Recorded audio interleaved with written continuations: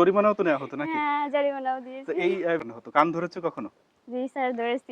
কান ধরার এই লজ্জাটা থেকে বাঁচতেই বিশেষ করে আজ আমরা আছি নার্সিং ইনস্টিটিউট মাদারীপুরে।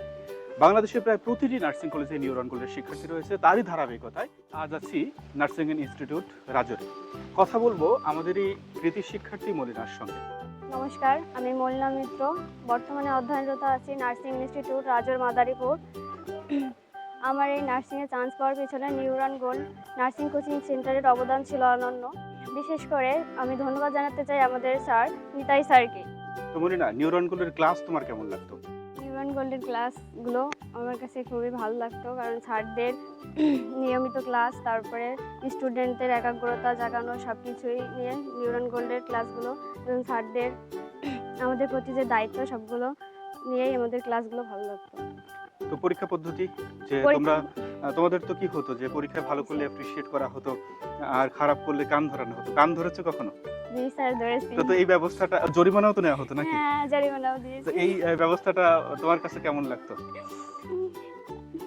খারাপও লাগতো, আবার ভালোও লাগতো। কতবার দিয়েছো জরিমানা? জরিমানা তো দিছি অনেকবার না? অনেকবারই। আচ্ছা আচ্ছা, ঠিক আছে।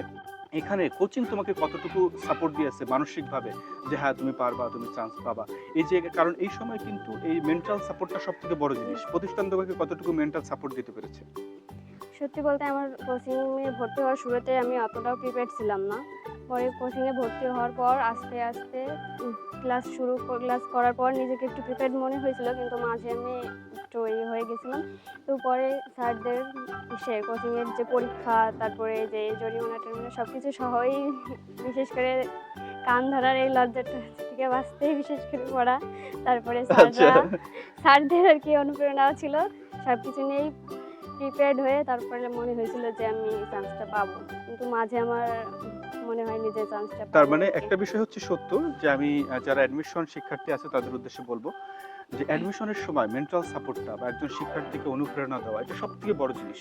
সেটা নিউরন গোল্ড 100% করে থাকে। ওকে, তো এই মুহূর্তে আমি একটা মেসেজ দিতে চাই যারা অ্যাডমিশন ক্যান্ডিডেট আছে তাদের জন্য। আমরা ছোটবেলায় অনেকে ক্যাসেটে গান শুনেছি। তো ক্যাসেটে কি হতো, একটা গান যখন ভালো লাগতো ওটা ঘুরায় ঘুরায় আমরা বারবার শুনতাম। কিন্তু অ্যাডমিশনে এই ফিতা ঘুরানোর সুযোগ নাই। এর কারণটা হচ্ছে, যখন তুমি কোনো কোচিংয়ে ভর্তি হলা, এক মাস পরে গিয়ে দেখলা যে কোচিংটা তোমার জন্য ভালো সাপোর্টিভ না, ভালো সাপোর্ট দিচ্ছে না, ক্লাস ভালো লাগছে না, কিন্তু তখন তুমি যত ভালো কোচিংয়ে ভর্তি হও, ওই এক মাসের গ্যাপটা পূরণ করা সম্ভব নয়। তাই অ্যাডমিশন কোচিংয়ে ভর্তি হতে হলে, নার্সিং অ্যাডমিশন হোক বা যে কোনো অ্যাডমিশন কোচিংয়ে ভর্তি হতে হলে, অবশ্যই আগে প্রিভিয়াস ইয়ারের সফলতা, প্রিভিয়াস ইয়ারের যে সকল শিক্ষার্থী পড়েছে তাদের যে মন্তব্য, সেই সব কিছু শুনেই ভর্তির সিদ্ধান্ত নেওয়া উচিত। তো আমি তোমাকে বলবো, যারা এবছর ভর্তি হতে চায় তাদের উদ্দেশ্যে তুমি কি বলবে?